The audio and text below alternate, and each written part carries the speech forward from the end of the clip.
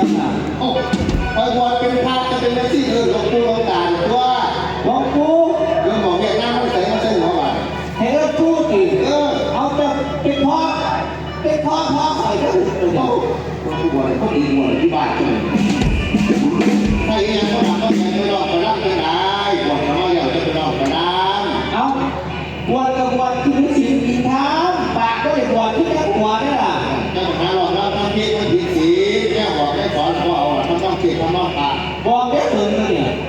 บอกสอนดูถ้ามาเจ้าวันแรกผมบอกเจ้าเป็นที่ออกจากเราเอาบอกอีกคิดแม่คนนั้นโอ้โหดูแลภาพเปลี่ยนเลยกันอันโกนหัวแล้วยันหลวงปู่เดี๋ยวจะได้เสียบอกไปไปหาสารมาเชื่อว่าปู่ไปคุยว่าถือว่าพระให้เจ้าหรือไม่แต่นั้นจะเพี้ยนไปเอาปลามันนี่คือปลาปากที่ใส่อย่างอย่างก่อนพอนั่นดูคลิปอย่างนั้นเดี๋ยวก็รู้ไม่อยากต้องกินของทุกปลาไหลอย่างนี้เอาแต่ภายในก็สั่งแยกสั่งนะแล้วแต่ที่แดกอย่างเดียวเลยค่ะยังเสียปลาลงรัวมากแต่ไม่แจ้งยังจะไปง่ายกับพวงมาออกปลาไม่ออกปลาแล้วเที่ยงจะได้งานมันออกแล้วขาดก็ถูกใส่ยังแต่ว่าเราก็แดงเราใส่ตีเกียร์ได้ก็จะเพิ่มเนี่ยได้เนื้อสาวหลายตัวหนึ่งที่อย่างนี้ได้ใครว่าไหนที่เขาขาวมาใครจะเป็นพวกมือมันเป็นอย่างที่เขาใครเอาอีสาวว่าอีใครแค่ไหนเราผมเรียนว่าเสื้อสีว่าจะเทียมไหมสั่งดูสั่งเสียก็หูใหญ่พุดไปใช่ไปหันไปดีเดี๋ยวใช่นะหันมาดีมันจะของจังหวัดคือน่าสิแตกแค่เดียวเอาเตะไปยังเป็นพระเนี่ยว่ามาบวชลูกประทานตอนนี้ก็ตอนนี้ทางข้างขาแน่หลายแล้วเป็นถักเกี่ยวกับโต้หนุ่มแต่ชั่วโมงเราเรียนเลยว่าแม่ซี่เนี่ยมันคือเปลี่ยนเนี่ยมาบริสุทธิ์ใจคือทุกอย่างใจเร็วไปทุกเปลี่ยนเต้าเลยทุกเปลี่ยนบอกแม่จะข้ามมาเกี่ยวเลย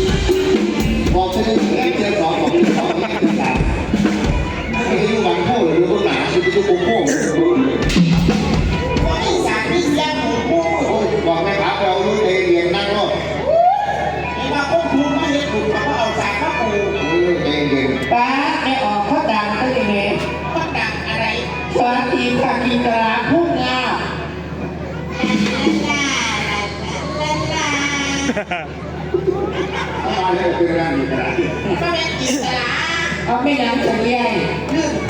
ไม่ตัวนี้ไม่ออกแนวสาหน้าปูให้เจ้าปูมันถูกมันงามเนี่ยน้ำกินเขาจานแกงจานละพ่อละเนาะ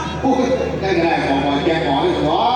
ไม่พูดเองต้องเห็นจอมเจ้าเด็กเขาจานแกงจานใช่ไหมไม่พูดไหนพ่อก็ไม่ใช่โมเดลสิแกก็ไม่ใช่ภาษาดินั่นเองแกภาษาจะเราไม่